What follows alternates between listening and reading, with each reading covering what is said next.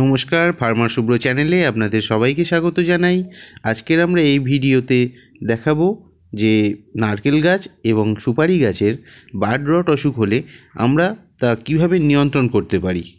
প্রথমেই বলে রাখি, এই বার্ড রট অসুখটা হলো একটা ফাঙ্গাস জাতীয় অসুখ। এই অসুখটা যদি একবার আপনার বাগানে কোনো গাছ আক্রান্ত হয় এই অসুখের দ্বারা, তাহলে কিন্তু আপনার পুরো বাগান এই অসুখ দ্বারা আক্রান্ত হতে পারে। তাই একটা দুটো গাছ যখন আক্রান্ত হবে তখন আমাদের কি করণীয় চলুন দেখে নেওয়া যাক। এখানে আমরা ফাঙ্গিসাইড নিয়েছি 40 গ্রাম।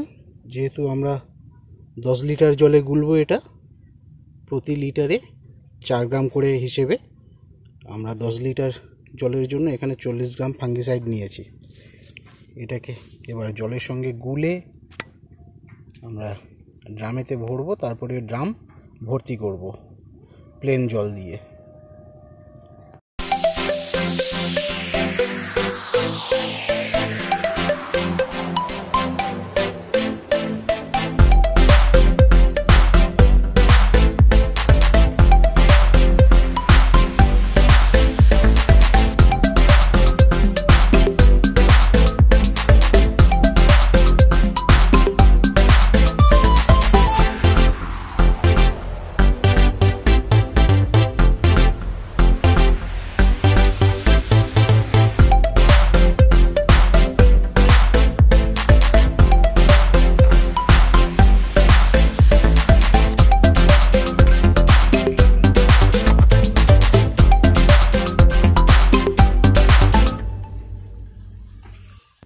এইভাবে ফাঙ্গিসাইড এবং জল আমরা মিশ্রণটাকে তৈরি করে ড্রাম ভর্তি করে নেব এবং তারপরে আমরা গাছে স্প্রে করার জন্য আমরা প্রস্তুত হয়ে যাব। এবং এইভাবে আস্তে আস্তে আমাদের আক্রান্ত গাছ সহ যে সব গাছ আমাদের আশেপাশে রয়েছে পুরো বাগানে, আক্রান্ত গাছে তো ভালো করে স্প্রে করতেই হবে, তার সঙ্গে আমাদের পাশের যে নারকেল গাছ বা সুপারি গাছ যেগুলো রয়েছে আমরা পরপর সেগুলোকে খুব ভালোভাবে স্প্রে করে দেবো, দিয়ে একদম পুরো গাছকে আমরা সম্পূর্ণভাবে ধুয়ে দেব।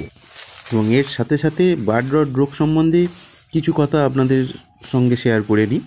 এই বার্ড রট রোগটাকে কুঁড়ি পচা বা মুকুট পচা রোগও বলা যায়।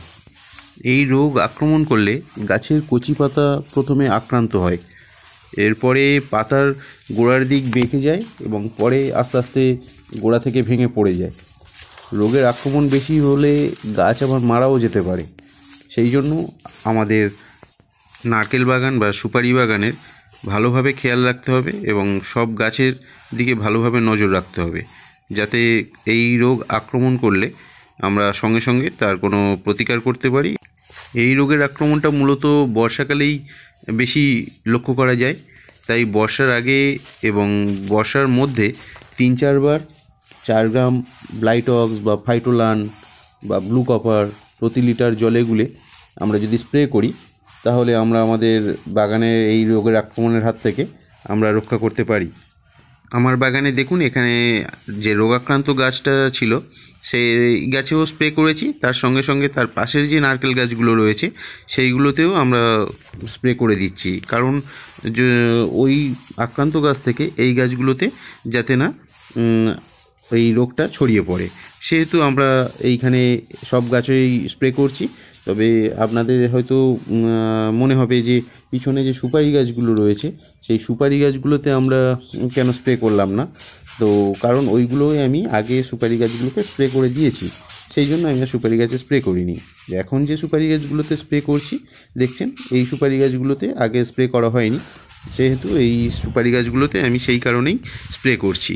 কারণ এই সুপারি গাছেও আমার কয়েকটা গাছে দেখলাম যে বার্ড রট অসুখ দ্বারা আক্রান্ত হয়েছে, সেহেতু আমি তাই চিন্তা করলাম যে সমস্ত আমার যা বাগানে যা গাছ আছে সুপারি গাছ এবং নারকেল গাছ, সমস্ত সুপারি গাছ এবং নারকেল গাছে আমি এই মিশ্রণটা স্প্রে করে দেব।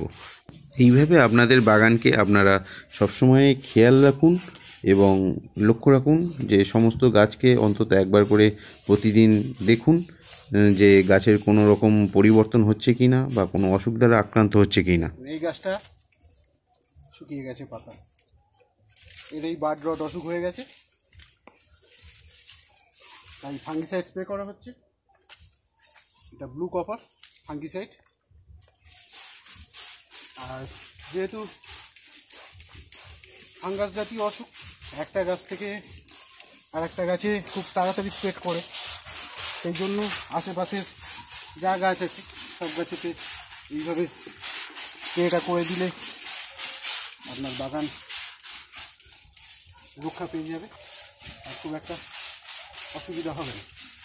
তাই আশেপাশে যত গাছ আছে সব গাছে স্প্রে করে দেবেন। আর রোগাক্রান্ত গাছ বা মরে যাওয়া গাছ তুলে ফেলতে হবে এবং তার সাথে সাথে গাছগুলোকে এক জায়গায় জড়ো করে উড়িয়ে ফেলতে হবে। ধন্যবাদ আপনাদের সবাইকে ভিডিওটা দেখার জন্য, এবং আপনারাও আপনাদের বাগানকে এইভাবে যত্নে রাখুন, আপনাদের বাগানও সুরক্ষিত থাকবে, কোনো সমস্যা হবে না। চ্যানেলটা ভালো লাগলে সাবস্ক্রাইব করবেন, লাইক করবেন, বেল আইকনে প্রেস করে অল নোটিফিকেশানে ক্লিক করে দেবেন। আপনারা সবাই সুস্থ থাকুন, ভালো থাকুন এবং বাড়িতে অল্প অল্প করে গাছ লাগানোর চেষ্টা করুন। ধন্যবাদ।